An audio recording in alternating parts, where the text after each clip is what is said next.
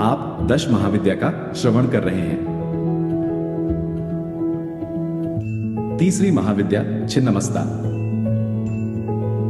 परिवर्तनशील जगत का अधिपति का बंध है और उसकी शक्ति ही छिन्नमस्ता है।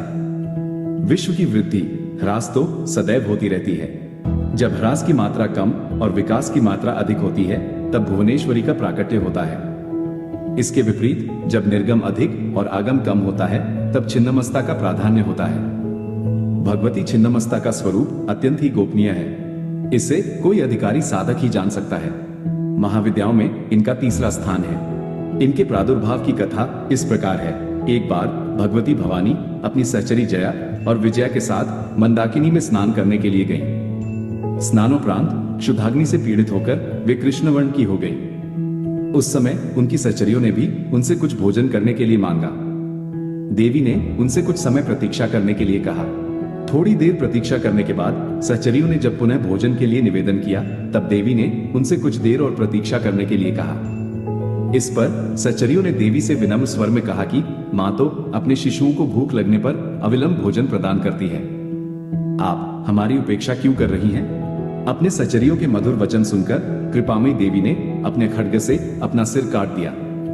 कटा हुआ सिर देवी के बाएं हाथ में आ गिरा और उनके कबंध से रक्त की 3 धाराएं प्रवाहित हुई।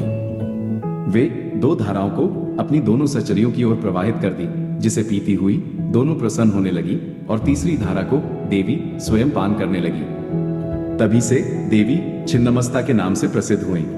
ऐसा विधान है कि आधी रात अर्थात चतुर्थ संध्या काल में छिन्नमस्ता की उपासना से साधक को सरस्वती सिद्ध हो जाती है। शत्रु विजय, समूह स्तंभन, राज्य प्राप्ति और दुर्लभ मोक्ष प्राप्ति के लिए छिन्नमस्ता की उपासना अमोघ है। छिन्नमस्ता का आध्यात्मिक स्वरूप अत्यंत महत्वपूर्ण है।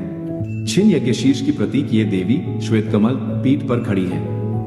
दिशाएं ही इनके वस्त्र हैं। इनकी नाभि में योनि चक्र है। कृष्ण, तम और रक्त, रज गुणों की देवियां इनकी सहचरियां हैं। ये अपना शीश काटकर भी जीवित है। ये अपने आप में पूर्ण अंतर्मुखी साधना का संकेत है। विद्वानों ने इस कथा में सिद्धि की चरम सीमा का निर्देश माना है। योग शास्त्र में 3 ग्रंथियां बताई गई हैं, जिनके भेदन के बाद योगी को पूर्ण सिद्धि प्राप्त होती है। इन्हें ब्रह्म ग्रंथि, विष्णु ग्रंथि तथा रुद्र ग्रंथि कहा गया है। मूलाधार में ब्रह्म ग्रंथि, मणिपुर में विष्णु ग्रंथि तथा आज्ञाचक्र में रुद्र ग्रंथि का स्थान है। इन ग्रंथियों के भेदन से ही अद्वैतानंद की प्राप्ति होती है। योगियों का ऐसा अनुभव है कि मणिपुर चक्र के नीचे की नाड़ियों में ही काम और रति का मूल है। उसी पर छिन्ना महाशक्ति आरूढ़ है। इसका ऊर्ध्व प्रवाह होने पर रुद्र ग्रंथि का भेदन होता है। छिन्नमस्ता का वज्र वैरोचनी नाम शाक्तों, बौद्धों तथा जैनों में समान रूप से प्रचलित है। देवी की दोनों सहचरियां रजोगुण तथा तमोगुण की प्रतीक हैं। कमल विश्व प्रपंच है और कामरति चिदानंद की स्थूल वृत्ति है। बृहदारण्य की अश्वशीर विद्या, शाक्तों की हयग्रीव विद्या तथा गणपतियों के छिन्नशीर्ष गणपति का रहस्य भी छिन्नमस्ता से ही संबंधित है। हिरण्यकशिपु, वैरोचन आदि छिन्नमस्ता के ही उपासक थे। इसीलिए इन्हें वज्र वैरोचनिया कहा गया है। वैरोचन अग्नि को कहते हैं।